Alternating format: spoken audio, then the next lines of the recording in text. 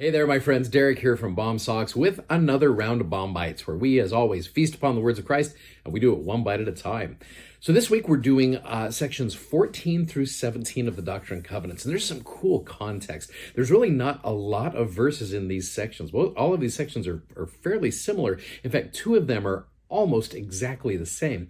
So I want to give you a lot of context this week to help you understand what is going on here. And there's some great things going on.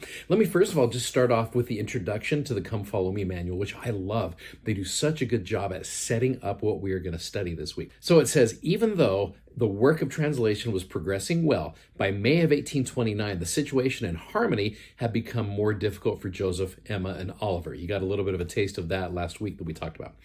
Hostility from neighbors was growing while support from Emma's family was waning.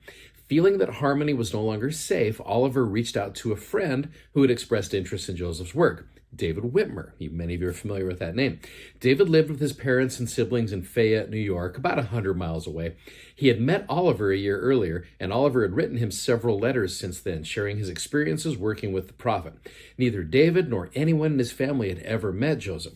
But when Oliver asked if he and Joseph might move to the Whitmer home to finish translating the Book of Mormon, the Whitmers readily opened their doors. And the Lord had more in store for the Whitmers than simply housing the prophet. He had some specific instructions for them found in Doctrine and Covenants 14 through 17, which we're going to go over this week. And in time, they were to become one of the foundational families of the church and witnesses to the unfolding restoration. The Whitmer family are amazing. There's so many cool things going on with the Whitmers.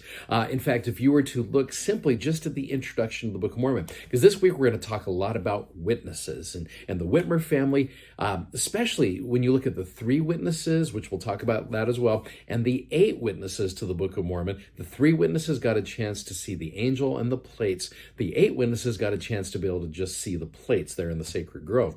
But if you look at the names, check out the names here of the 3 witnesses, which we'll talk about this. You have got Oliver Cowdery, you've got David Whitmer, and you got Martin Harris. Oliver Cowdery ends up marrying one of the Whitmer sisters. And so you've got 2 connections right there to the Whitmer family. You go over to the 8 witnesses. Look at some of these names here. You have got Christian Whitmer, Jacob Whitmer, Peter Whitmer Jr., John Whitmer, Hiram Page, who also marries one of the Whitmers. Then you've got Joseph Smith Sr., Hiram Smith, and Samuel H. Smith.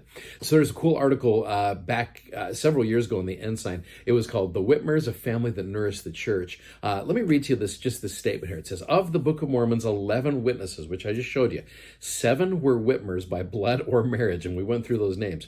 The Book of Mormon translation was finished at the Whitmer home in Fayette. Near it, the 3 witnesses saw Moroni and the plates. There, the organization of the church and the early New York conferences were held. Half of the revelations of the Doctrine and Covenants from that New York period, 20, were received there, a record unequaled by any other dwelling in the state. So I want to impress upon you the importance of the Whitmer family in establishing and setting up our church. This was one of the first families of the restoration. And so I'm grateful for them. I've had a chance to be able to be at that house, Peter Whitmer's farm home, at least the reconstruction of it there. There's a great spirit there. And so I'm going to spend some good time this week talking to you about the Whitmers and the blessings that the Lord has given to them and promises that were given to the Whitmer family. And so I love that. So anyway, I hope you get to love the Whitmer family just a little bit more this week as we study these sections. Hey, thanks again for watching. As always, thanks for subscribing to our channel, and thanks for sharing these messages. You guys are amazing, and we'll see you tomorrow. Godspeed. Bye-bye.